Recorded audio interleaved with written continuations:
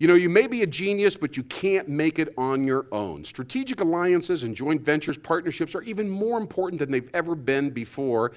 Usually we think of them in the for-profit world, but here I am talking to two guys that are in the nonprofit, in the electrical contracting industry. Hale and Gary Kelly have formed a partnership, a relationship here in the Omaha area. Alan, tell us first of all who you represent so we can be clear on who the players are in the alliance.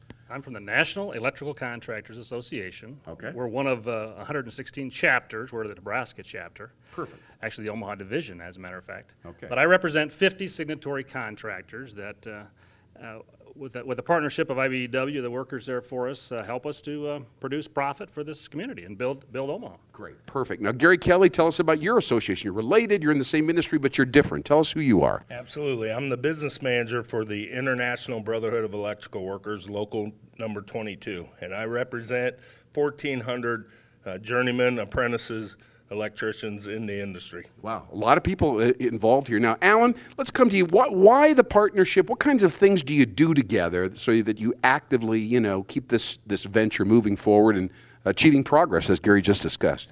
One thing that's, we're standing in the building of a partnership, one of our alliances.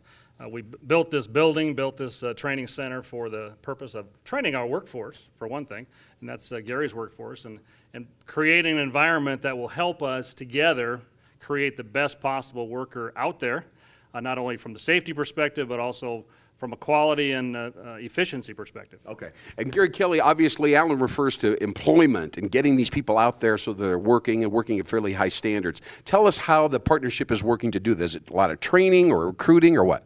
Yes, absolutely. The partnership is formed, and it's a labor management effort in recruiting not only electricians in the trade, but also contractors in the trade.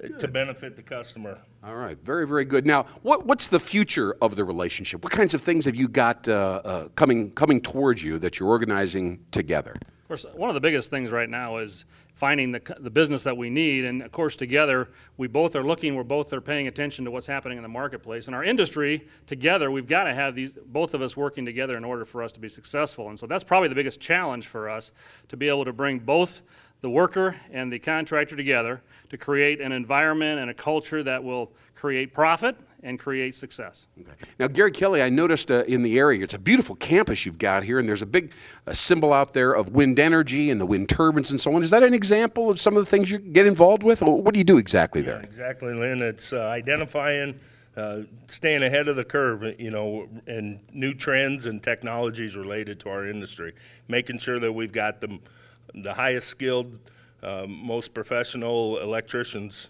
and contractors. Okay. Yeah. And do developers come in and then hire you, or general contractors? How does it work when the two of you are working together and you're really getting the job done and getting people employed and on projects? How does the process work, Alan? From the partnerships perspective, we're both looking at things in the early stages, and sometimes you think in your mind, well, when it goes out to bid, when it gets quoted, then that's when it's really starting. But it really starts way ahead of that.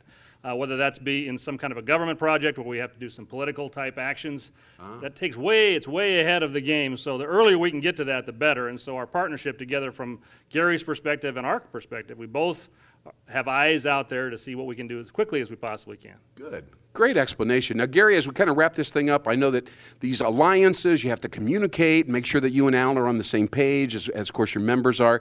Have you got any advice or tips as to other people in other industries and groups, how they should form alliances to avoid any issues or problems that may come up? Absolutely. I think the thing to keep in mind is that you're not going to always agree on everything that you deal with in a day's time, but know that you're committed long-term to benefit, in our industry, the customers. Yeah. So always know that work through those issues, maintain communication, and stay committed to the effort. Great. And Alan, I got to come back to you and ask you a similar question. What tips or advice would you give to business people, executives, groups that are trying to form alliances, want it to be as productive as this one obviously is? I think the biggest thing for me is communication. We've got to communicate not only regularly, but all the time. And every time we have something come up, he's got a schedule of events that he has to follow and take care of. I do too.